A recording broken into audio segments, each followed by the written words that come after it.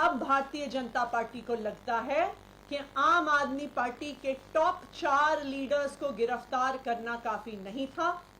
अब आने वाले समय में अगले बड़े 4 नेताओं को जेल में डाला जाएगा। मुझे जेल में डाला जाएगा, सौरभ भारद्वाज को जेल में डाला जाएगा, दुर्गेश पाठक को जेल में डाला जाएगा और राघव चड्ढा को जेल में डाला जाएगा। मुझे ये बताया गया कि आने वाले कुछ ही दिनों में मेरे पर्सनल रेजिडेंस पे ईडी की रेड होगी। ना सिर्फ मेरे घर में ईडी की रेड होगी, मेरे रिश्तेदारों, मेरे परिवार वालों के घर में रेड होगी। उसके बाद हम सब लोगों को समन्स भेजे जाएंगे और समन्स के कुछ ही समय बाद हमें गिरफ्तार किया जाएगा। मैं आज इस मंच के माध्यम से, आप सभी के चैनल्स के माध्यम से भारतीय जनता पार्टी को यह बताना चाहती हूं कि हम आपकी धमकियों से डरने वाले नहीं हैं। हम अरविंद केजरीवाल के सिपाही हैं, हम भगत सिंह के चेले हैं।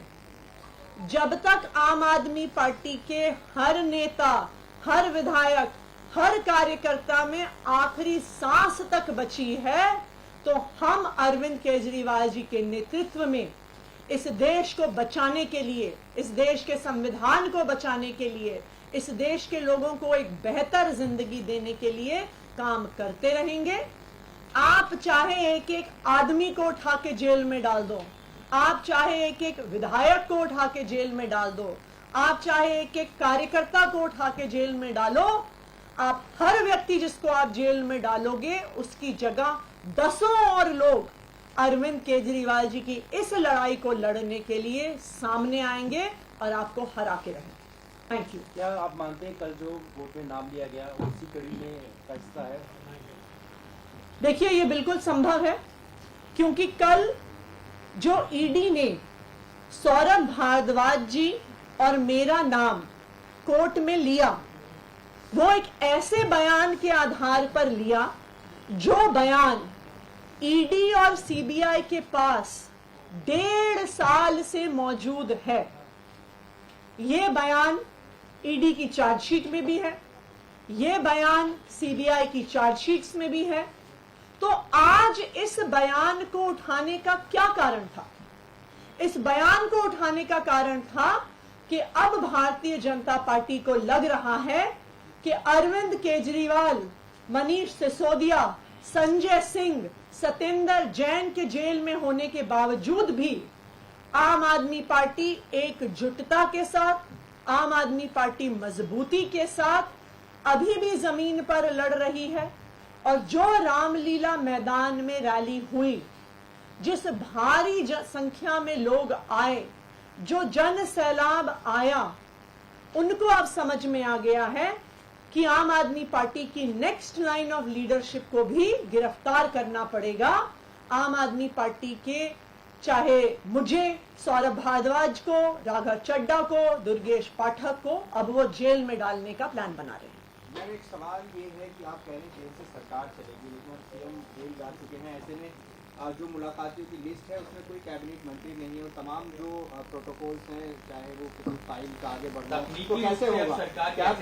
क्या सरकार बर्खास्तगी की तरफ बढ़ रही है? कोई कॉन्स्टिट्यूशनल क्राइसिस या आप लोग अदालत से किसी तरह की रेमेडीज मांगेंगे? देखिए, सबसे पहले आप इस बात को समझिए कि लीगली और कॉन्स्टिट्यूशनली दो ही हमारे देश में संवैधानिक और कानूनी प्रावधान हैं इस बात से जुड़े हुए। सबसे पहले रिप्रेजेंटेशन ऑफ पीपल एक्ट ये कहता है कि अगर आपकी 2 साल से ज्यादा कन्विक्शन हो तो फिर आप एक जनप्रतिनिधि नहीं रह सकते हैं, चाहे आप विधायक हो, चाहे आप सांसद। अरविंद केजरीवाल का कोई कन्विक्शन नहीं हुआ है। कन्विक्शन छोड़िए, आज तक अरविंद केजरीवाल चार्जशीट भी नहीं हुए, नंबर 1।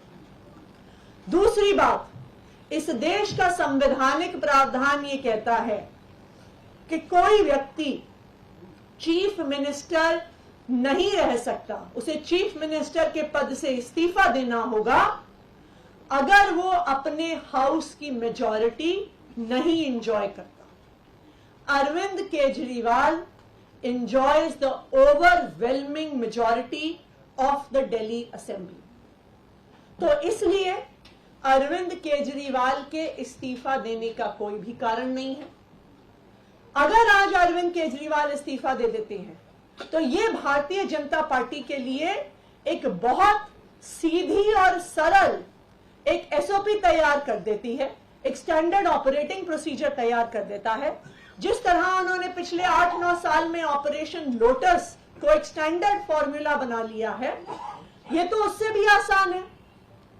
ईडी के माध्यम से prevention of money laundering act में हर विपक्ष के मुख्यमंत्री के ऊपर केस कर दो, उसके बाद उसे गिरफ्तार कर दो और फिर कहो कि संवैधानिक संकट पैदा हो गया है, इस्तीफा दो वरना हम राष्ट्रपति शासन लगाएंगे।